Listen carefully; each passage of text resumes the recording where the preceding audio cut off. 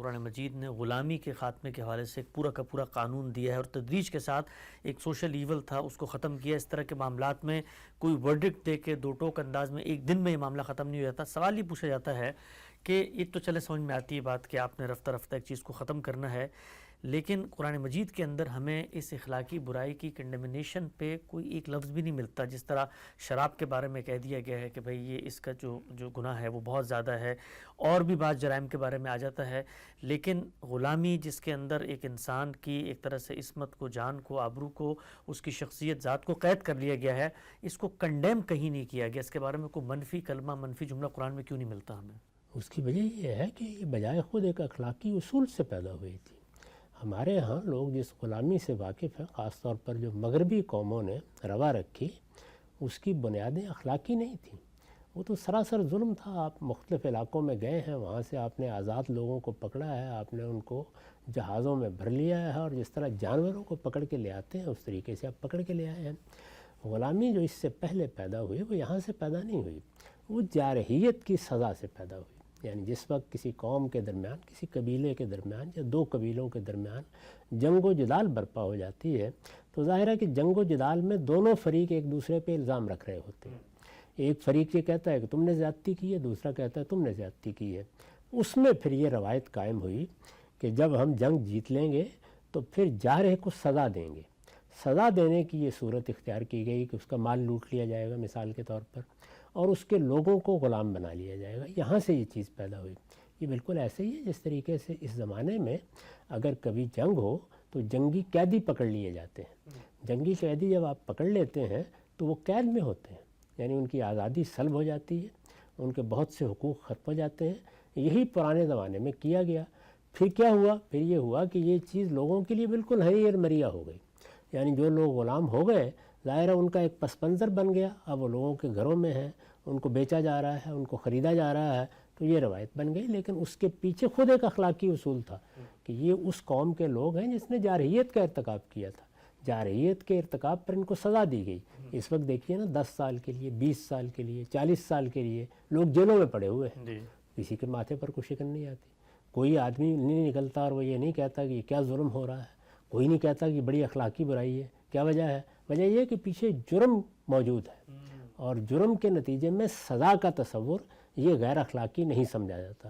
تو غلامی در حقیقت جارحیت کے جرم کی سزا کے طور پر وجود میں آئی۔ تو اللہ تعالیٰ کے دین میں جب یہ مسئلہ سامنے آیا تو دونوں پہلوؤں سے اس کا خاتمہ کرنے کی ابتدا کر دی گئی۔ ایک طرف لوگوں کو ترغیب دی گئی کہ فک و رقبہ، گردنیں چھڑاؤ، یہ صحیح طریقہ نہیں ہے، یعنی یہ سزا دینے کا کوئی طریقہ نہیں ہے۔ جس طریقے سے ہم آج بھی کہتے ہیں کہ یہ جو زندہ لوگوں نے بنائے ہوئے ہیں، یہ سزا دینے کا کوئی طریقہ نہیں ہے، اس سے بڑی خرابیاں پیدا ہوتی ہیں، اس سے انسان کی نفسیات مجروح ہوتی ہے، دست تنقیدیں کرتے ہیں۔ خود میں نے اپنی کتاب میں ایک مضمون لکھا ہے اس پر کہ قید کی سزا کی اخلاقیات کیا ہے۔ تو اس طرح کی بات قرآن مجید نے کہی اور یہ بتایا کہ وہ لوگوں کی گردنیں چھڑائی جائیں، اور دوسری جانب جنگ میں لوگوں کو غلام بنانے پر پابندی لگا دی۔ یہی کام کرنا چاہیے تھا۔ اس کی اخلاقی کنڈمنیشن تو اسی وقت ہوگی جب کہ کسی آزاد آدمی کو پکڑ کے غلام بنا لیا جائے گا۔ اس کا کوئی تصور عرب میں موجود بھی نہیں تھا، اور ان غلاموں سے متعلق یہ بات کہی بھی نہیں جا سکتی۔ ٹھیک، اچھا صاحب، یہ بات تو آپ کی سمجھ میں آتی ہے۔ جو پہلی نسل ہے جس نے مثال کے طور پہ جارحیت کی تھی، جنگ کرنے آئی تھی، اب ان کو مارنے کے بجائے ان لوگوں کو غلام بنا لیا گیا، اور ایک طرح سے ان کی زندگی پر احسان کا معاملہ ہو گیا کہ وہ زندہ ہیں اور ان غلامی میں آ گئے۔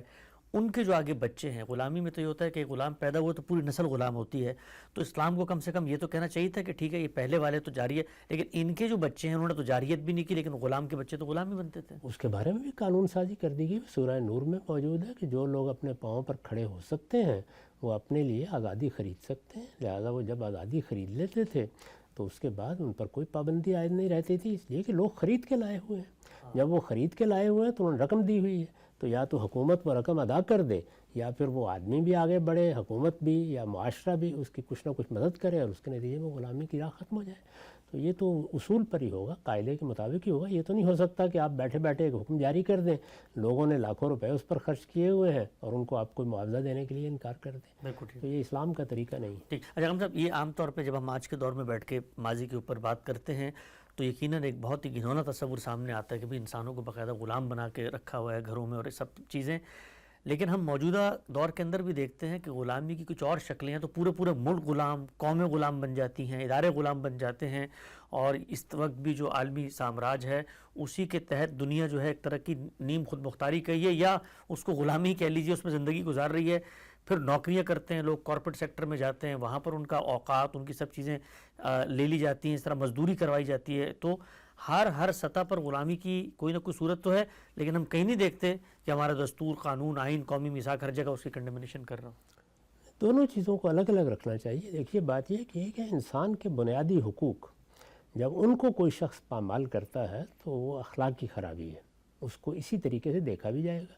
کسی آزاد آدمی کو آپ پکڑ کے غلام بنا لیں، کسی آزاد آدمی کو پکڑ کے قید کر لیں، جس کو حب سے بھیجا کہا جاتا ہے. حکومت یہ اقدام کرے، ہر حال میں اس کو ایک برائی سمجھا جائے گا، بیان کیا جائے گا. اسی کو اس وقت واضح بھی کیا گیا ہے، یہ بتایا گیا ہے کہ انسان کے بنیادی حقوق کیا ہیں. اس کے بعد جیسے کہ میں نے عرض کیا، اخلاقی تقاضے کچھ چیزیں پیدا کرتے ہیں. اس میں سے ایک بڑا تقاضا یہ ہے کہ اگر کسی نے کسی جرم کا ارتکاب کیا تو اس کو سزا دی جائے گی. یہ بات کہ کسی نے جرم کا ارتکاب کیا ہے تو اسے سزا دی جائے گی، یہ تو ایک مسلمہ اخلاقی اصول ہے. اس دنیا کے اندر اسی اصول پر آپ بہت سے فیصلے کر رہے ہیں. آپ کی عدالتیں کیا کر رہی ہیں؟ ایک آدمی کو پکڑتی ہیں، پکڑ کر جیل میں ڈال دیتے ہیں. یعنی وہ ایک سیاسی رہنما ہوتا ہے، وہ بعض اوقات ایک دانشور ہوتا ہے، بعض اوقات ایک عالم ہوتا ہے. کسی اخلاقی برائی کا ارتکاب اس سے ہو جائے تو اس کے بعد اخلاقی جواز پیدا ہوتا ہے کہ اب اس کی آزادی سلب کر لی جائے. تو آزادی اس کا مطلب یہ ہے کہ اس سے مشروط ہے کہ آدمی کسی جرم کا ارتکاب نہیں کرتا. اب آپ نے سزا دینی ہے. سزا دینے کے بہت سے طریقے آج کے زمانے میں لوگوں نے اختیار کیے. ان میں لوگوں کو زیادہ پسند کیا ہے؟ ایک آدمی کو زندہ میں ڈال دینا. یہ آخری درجے کی غلامی ہے. یعنی جب آدمی کو آپ نے زندہ میں ڈال دیا تو اب اس کے بعد نہ وہ باہر جا سکتا ہے، نہ کوئی کام کر سکتا ہے، نہ اپنے بچوں سے مل سکتا ہے، کچھ بھی نہیں کر سکتا. اس سے زیادہ بدترین سزا کیا ہو سکتی ہے جو آپ کسی شخص کو دینے کا فیصلہ کرتے ہیں اور اطمینان سے دے رہے ہیں؟ دنیا بھر میں جیل خانے بنے ہوئے ہیں. یہاں تک کہ جنگی جرائم کے معاملے میں تو آپ جانتے ہیں کہ کس کس طرح کے قید خانے بنائے جاتے ہیں اور کہاں کہاں لوگوں کو رکھا جاتا ہے. تو یہاں کون سی چیز ہے جو اس کا جواز پیدا کرتی ہے؟ وہ اصل میں جرم کا ارتکاب ہے. جب جرم کا ارتکاب ہو گیا اور سزا کے طور پر آپ نے کسی شخص کو غلام بنایا ہے، کسی شخص کو قید میں ڈالا ہے، کسی شخص کو کوئی سزا دی ہے، کسی کی گردن مار دی ہے، تو اس کے اخلاقی جواز پر گفتگو ہی نہیں کی جا سکتی. یہ کہا جا سکتا ہے کہ فلاں جرم کی جو سزا آپ دے رہے ہیں اس میں مناسبت نہیں ہے. یعنی جرم اور اس کی سزا کے درمیان مناسبت نہیں ہے. یہی بحث کی جائے گی. تو یہی بحث وہاں ہو سکتی تھی کہ یہ صحیح نہیں ہے کہ اگر کسی قوم نے جارحیت کی ہے تو اس کے نتیجے میں اس کے لوگوں کو نسل بعد نسل غلام بنا لیا جائے. تو کوئی آدمی یہ کہے گا کہ بس ایک نسل ہونی چاہیے، دوسرا یہ کہے گا 10 سال ہونے چاہیے. جیسے مثال کے طور پر دیکھیں تورات میں اللہ تعالیٰ نے کیا کیا. وہ لوگ جو غلام بنائے ہوئے تھے اور ان کو خرید کے لے آیا جاتا تھا تو یہود کو تورات میں یہ کہا گیا کہ 6 سال بہت ہے. اچھا 6 سال بعد ان کو چھوڑ دیں. 6 سال کے بعد نہ صرف یہ کہ آپ ان کو رہا کر دیں گے بلکہ ان سے اس موقع کے اوپر کہیں گے کہ یہ میرا گھر ہے، یہ میری دولت ہے، ان میں سے اپنی ضرورت کے لیے جو چیز لے سکتے ہو لے جاؤ. تو ایک طریقہ یہ اختیار کیا گیا. تو پہلے یہ بنیادی طور پر سمجھ لینا چاہیے کہ لوگ غلامی وہ لے لیتے ہیں جس میں آزاد لوگوں کو پکڑ کر لوگ جہازوں میں بھر کر لاتے تھے اور پھر ان سے غیر انسانی سلوک کرتے تھے. یہ اور غلامی ہے. وہ غلامی جو عربوں میں موجود تھی یا قدیم زمانے میں موجود تھی اس کا تعلق اس سے نہیں تھا. لوگ اس وقت بھی بعض اوقات آزاد لوگوں کو پکڑ لیتے تھے، لیکن عربوں میں جو غلامی تھی اور جس غلامی کو اسلام سے سابقہ پڑا وہ یہ نہیں تھی. وہ یہ تھی کہ لوگوں کو جارحیت کے نتیجے میں جنگ میں پکڑا گیا ہے. چنانچہ اس کا کوئی سوال ہی نہیں تھا کہ کسی آزاد کو غلام بنانے کی اجازت دی جائے یا آزادی دی جائے. جنگ کے میدان میں 2 قومیں اتری ہیں، ان کے درمیان جنگ ہوئی ہے. اس میں جن لوگوں نے جارحیت کا ارتکاب کیا ہے اگر وہ شکست کھا جاتے ہیں تو اخلاقی اصول یہی تھا کہ ان کو پھر سزا دی جائے گی. تو غلامی گویا جارحیت کی سزا کے طور پر رائج ہوئی. اس میں حدود سے تجاوز بھی ہونے لگ گیا. اسلام آیا تو اس نے کیا کیا؟ حدود سے جو جہاں تجاوز ہو رہا تھا اس کا تو فوراً خاتمہ کر دیا اور آئندہ کے لیے اس سزا کا بھی خاتمہ کر دیا. باقی چیزوں کو قدرت کے راستے پر چھوڑ دیا. وہ اپنے طریقے کے مطابق چلیں گی اور آہستہ آہستہ ختم ہو جائیں گی.